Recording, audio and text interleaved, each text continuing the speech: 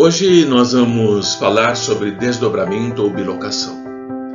É importante nós que trabalhamos com a espiritualidade conhecermos um pouco mais sobre o desdobramento, como ele acontece, o que ele nos permite fazer, o que é que nós podemos desenvolver com o desdobramento que todos nós possuímos, alguns mais ostensivos, outros nem tanto. Portanto, a abordagem será bem superficial, não vamos nos aprofundar em detalhes sobre o desdobramento em si, mas sabendo que ele pode acontecer, por exemplo, através da hipnose ou através do sono físico. Durante a hipnose, quando nós estamos nos submetendo ao comando de um hipnotizador, se a ordem mental e o magnetismo desse hipnotizador for muito forte, aquele que está sendo hipnotizado libera um vapor através do seu tórax. E esse vapor ele não é visto pela maioria das pessoas que estão na sala assistindo aquela sessão de hipnose.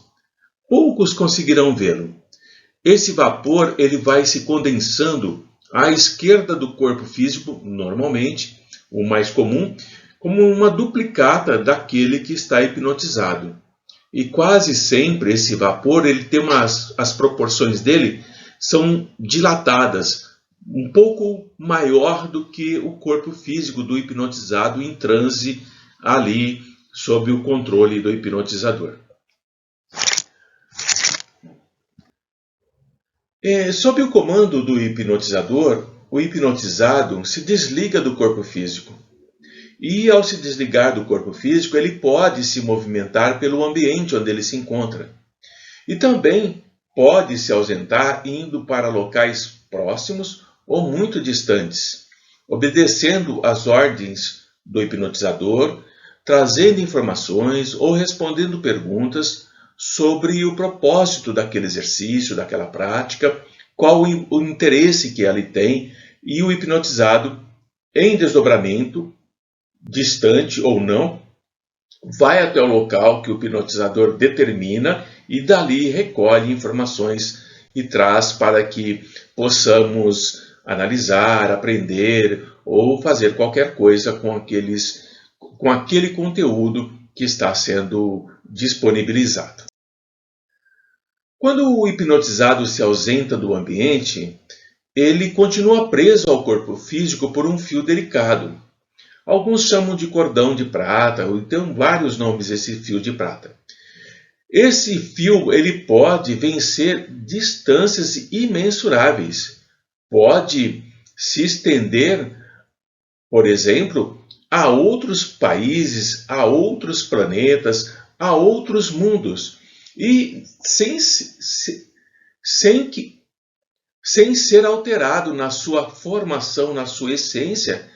E ao voltar para o corpo físico, ele retorna intacto, diante da capacidade que ele tem de extensão e retração no processo do desdobramento ou da bilocação. E é nesta fase que o médium vai executar as ordens que ele recebeu e pode trazer informações valiosas para o espírito, para o estudo que está sendo proposto. O corpo físico do médium está imóvel, mas o espírito ele é teleguiado pelo hipnotizador. E o espírito teleguiado ele está em plena integridade de seu pensamento e vai transmitindo de onde se encontra avisos, anotações, observações da própria fala, sempre relatando aquilo que está vivendo, aquilo que está fazendo, aquilo que está presenciando. E esse processo ele é perfeitamente viável e para entender como ele se dá, como ele acontece, vamos pensar um pouquinho na nossa circulação sanguínea. Ela é incessante no nosso corpo físico. A onda mental, o pensamento, também é incessante e inestancável no espírito. Quando nós entramos no estado de transe, os nossos órgãos dos sentidos, nossos 5 órgãos dos sentidos, vão se enfraquecendo lentamente, pouco a pouco, e o nosso cérebro físico começa a adormecer profundamente. mas o coração continua batendo, mantendo a circulação sanguínea, mantendo a vida no cérebro físico adormecido. Da mesma forma, o nosso pensamento ele continua vibrando de forma constante, só que agora ele vibra no cérebro perispirítico. É um outro cérebro semelhante, mas em um outro processo de conexão energética e vibracional. Só que tem um detalhe: a maioria dos encarnados tem a mente voltada para si mesmo. Então, a maioria de nós temos os nossos pensamentos voltados para nós, mesmo estando muito e, portanto, se encontram muito próximo das faixas mentais dos animais. E nos momentos em que está descansando durante o sono, esses encarnados, com a mente voltada para si mesmo, criam imagens que lhe agradam. E essas imagens são extraídas da memória e da visualização dos seus próprios desejos. Todos aqueles que se encontram nessa faixa primitiva, logo que adormecerem e ao se desdobrarem, ao iniciar o processo do desdobramento, eles ficam, como está aí na imagem, justaposto ao corpo físico, entregando-se àquela volúpia mental, alimentando os próprios impulsos afetivos, enquanto o corpo está se refazendo. Ele faz somente isso. Os encarnados, voltados para si mesmo, quando se desdobram durante o sono físico, não vão para lugar algum. Eles ficam sobre o seu próprio corpo, vivenciando essas criações mentais, enquanto o corpo está se refazendo. Observem agora essa região no cérebro na cor verde. É o diencéfalo. É a área do nosso cérebro que nós vamos usar quando estamos ausentes do corpo físico, quando estamos em desdobramento. Essa área, ela é utilizada pelo espírito como um recurso profundo da visão. Não precisa dos olhos físicos, experimentando os resultados dos nossos abusos, suportando o desconforto das nossas vísceras prejudicadas e injuriadas por nós mesmos. Através dessa área é que nós vamos registrar tudo aquilo que nós fizemos durante o dia, durante a semana, ao longo dos meses, ao longo dos anos, aqueles prejuízos que nós causamos a nós mesmos. E isso quando nós não padecemos os remorsos constrangedores diante de muitos atos reprováveis que nós praticamos durante o dia. É importante entender que ninguém vai se libertar do próprio pensamento e dos reflexos de si mesmo. Nós precisamos entender que os nossos atos, as nossas palavras e os nossos pensamentos determinam quem nós somos, o que nós somos e quem é que está conosco com os mesmos atos, com as mesmas palavras e com os mesmos pensamentos. Mas se nós nos encontramos em um estágio evolutivo inferior, quando nós desdobramos, durante o sono, nós estaremos em um estágio de puro refazimento físico. E isso é o que acontece com os animais. Nós já aprendemos que no animal, qualquer que seja ele, a onda mental é uma fraca emissão de forças fragmentárias. E o sonho que eles possuem durante o sono é um reflexo das atividades físicas deles durante o dia, daquilo que eles fazem cotidianamente através do instinto. Quando os homens se encontram em faixas evolutivas próxima ao dos animais, os seus sonhos serão invariavelmente um reflexo do seu próprio mundo consciencial ou afetivo. E, portanto, se assemelha bastante ao dos animais, embora a mente tenha um pensamento contínuo. Mas à medida que o nosso pensamento evolui através do estudo, através das nossas autorreflexões, do nosso autoaprimoramento, o nosso pensamento como criatura humana vai amadurecendo espiritualmente por meio de um mecanismo chamado repercussão. Quanto mais nós saímos das faixas próximas dos animais, mais nós vamos amadurecendo espiritualmente e melhor evolui o nosso pensamento. Já aprendemos que o hipnotizado, quando está fora do corpo físico, vai até o local sugerido pelo hipnotizador e aceita a ordem que o hipnotizador determina através do estudo que nós já fizemos do reflexo condicionado específico que vai comandar as ideias do hipnotizado. Quando nós dormimos, nós também estamos em hipnose, mas só que é uma hipnose natural. E ao estarmos fora do corpo físico, nosso desejo que nós possuímos é o reflexo condicionado que nos permitirá, nos circunscreverá no âmbito da ação, em que se estende o nosso pensamento. Então, o nosso estágio, os nossos desejos, os nossos reflexos condicionados agirão sobre nós como o hipnotizador age sobre a hipnose ativa, sobre o desdobramento provocado. Por exemplo, quando o homem do campo vai dormir, ao sonhar, ele volta para olhar a terra que ele semeou, ele vai contemplar em espírito a plantação que ele fez, esperando uma bela colheita. Quando é um artista, um pintor, um Monet, um Picasso, um Matisse e outros mais, escritor, poetas, escultores, não importa. Ele, durante o sono, ele regressa para aquela obra que ele está fazendo, que ele está se consagrando, mentalizando qual a forma de aprimorá-la. Se é uma mãe ou um pai, durante o sono, ao sonhar, ao se desdobrar, ela vai, sim, se aconchegar ao pé dos filhos para protegê-los, para orientá-los, inclusive, durante o sono.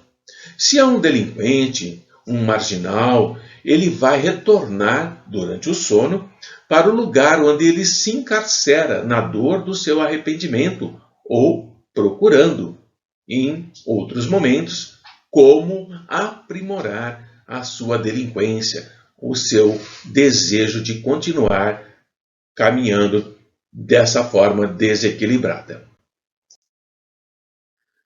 Portanto, quando nós nos encontramos em um determinado ponto do sono profundo que nós estamos mergulhando, exteriorizamos de nós mesmos os quadros mentais pertinentes à atividade em que nos encontramos. Começamos a sonhar, criar imagens, quadros mentais ligados às atividades permanentes, pertinentes às nossas escolhas durante o dia. E é nesse momento que nós vamos chamar a atenção das inteligências desencarnadas que se afinam com esses quadros projetados pela nossa mente, pelo nosso desejo, pelo nosso hábito. E é durante esse processo de sono profundo, dessas projeções mentais, que nós vamos recolher sugestões para o trabalho em que nós estamos empenhados. Como estamos distantes do corpo físico, o nosso cérebro orgânico está adormecido, estamos só registrando no cérebro perispirítico, nós procedemos como crianças em um ambiente de pessoas adultas, entre ideias de adultos que nós recebemos, superiores, e as ideias infantis que são próprias da nossa própria mente, resultando desse processo de encontro num plano espiritual, na maioria das vezes, a esse aspecto caótico das lembranças que nós temos ao acordarmos e que nós conseguimos guardar muito pouco quando retornamos para a vigília e pouco a pouco elas vão desaparecendo. Por isso, essa dificuldade que nós temos de registrar claramente o que sonhamos e o que aprendemos, porque o nosso cérebro físico está adormecido. E nesse estágio evolutivo estão milhões de pessoas que representam essa faixa de evolução mediana da humanidade. E todos os dias, esses milhões de pessoas irão dormir, entrando em hipnose natural de refazimento, se desdobrando mecanicamente e começam a entrar em sintonia com desencarnados afins, ligados com os mesmos propósitos, tanto na ação construtiva do bem, quanto na ação deletéria do mal, entrelaçando os caminhos de experiência que é necessária para a sublimação do porvir, para a conquista do futuro. E esse processo é mecânico. Quanto mais nós saímos do estágio evolutivo mediano, mais nós nos conectamos com entidades espirituais elevadas e nos afastando daqueles que são deletérios, daqueles que são perniciosos, daqueles que são perversos. Durante o nosso sono físico, nós vamos, portanto, atrair as inspirações das inteligências superiores se nós já somos espíritos enobrecidos, procurando crescimento moral, ético, e atrairemos espíritos também com avançados conhecimentos moral e éticos. Ou então atrairemos as mentes criminosas, sarcásticas, zombeteiras, pelo mesmo processo de ajustamento do pensamento de trabalho a que se dedicam. Quando nos desdobramos no sono, nós vamos seguir o rumo da nossa própria concentração. Nós vamos procurar automaticamente, fora do nosso corpo de carne, os objetivos que nos interessam, sejam esses objetivos claros ou não, ou escusos. Vou dar um exemplo aqui, disso que estamos falando.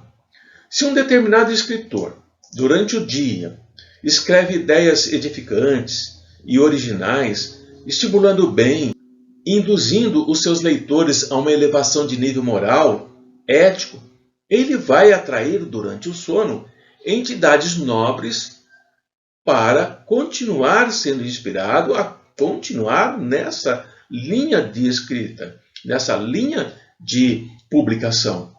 Mas se tiver um outro escritor que escreve ideias aviltantes, pornográficas, desequilibrantes, pérfidas, que corrompem as emoções daqueles que se ajustam às suas ideias, que leem os seus livros, que se sentem atraídos pelos seus livros, esse escritor, ao dormir, atrairá entidades perversas, criminosas, que irão continuar estimulando-o para continuar fazendo esse tipo de escrita, esse tipo de publicação. Durante o sono passivo profundo, a nossa mente está desligada do nosso corpo físico. Lembre que eu falei que o nosso cérebro está adormecido, o nosso cérebro físico, e é nesse momento que estamos no sono profundo que o nosso cérebro perispirítico entra em sintonia com as oscilações dos companheiros desencarnados, ou não, que também estão desdobrados, com as quais ele está harmonizado. Mas ao nós acordarmos, nós vamos trazer, como forma de inspiração, os resultados do intercâmbio que nós realizamos e das conquistas que nós obtivemos. E nós vamos dizer que fomos inspirados, porque é muito raro nós conseguirmos ter consciência plena das nossas atividades realizadas durante o tempo do sono que nós nos propusemos a fazer. E é durante esse sono profundo que muitos dos nossos pedidos aqui no plano terrestre são atendidos integralmente ou em parte enquanto estamos dormindo. O pedido que nós fazemos durante o dia ao companheiro desencarnado, ao nosso amigo espiritual, é respondido para nós quando estamos fora do corpo físico, no momento de dormir, onde estamos dormindo profundamente. E nem sempre o cérebro físico, dado ao sono em que ele se encontra, consegue fixar o encontro realizado ou a informação que nós recebemos. E vai se expressar sobre nós como uma intuição, como uma percepção, como uma lembrança que não sabemos muito bem explicar de onde vem, mas é o socorro parcial que os amigos espirituais nos trazem quando nós somos capazes de receber esse socorro. Raramente os encarnados conseguem se livrar de todas as amarras naturais que o prendem à necessidade de libertação ou, reparo, ou evolução que lhe diz respeito. Considerável número de encarnados, principalmente aqueles que se candidatam para essas incursões nos planos do espírito, muitas vezes se transformando em instrumentos preciosos para os benfeitores da espiritualidade, se tornando como que oficiais de ligação entre a esfera física e a esfera extrafísica, é muito difícil conseguir se libertar de todas as amarras que proporcionaria maior capacidade de trabalho com os amigos espirituais na esfera extrafísica.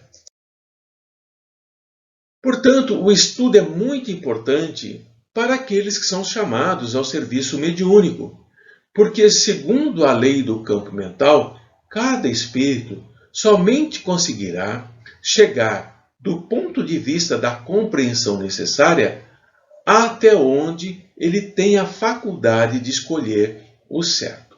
Se o encarnado não estuda, se o encarnado não pesquisa, se o encarnado não se esforça, se o encarnado não procura manter-se conectado ao mundo espiritual, ele terá grande dificuldade para avançar cada vez mais no trabalho com a espiritualidade.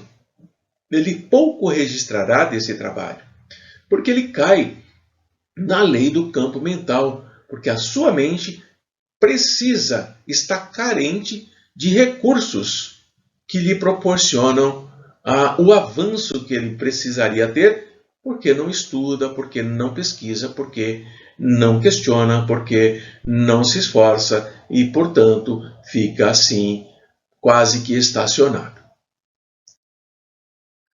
Joana de Ângeles nos fala que o tédio surge quando nós alcançamos uma meta. Quando nós alcançamos a nossa razão de viver, quando o nosso empenho já se deu, quando nós paramos de produzir, nós vamos ceder lugar ao tédio. E o tédio ele estará acompanhado de angústia, ele estará nos empurrando para os abismos da depressão ou dos vícios, porque nós vamos ficar fugindo da realidade diária.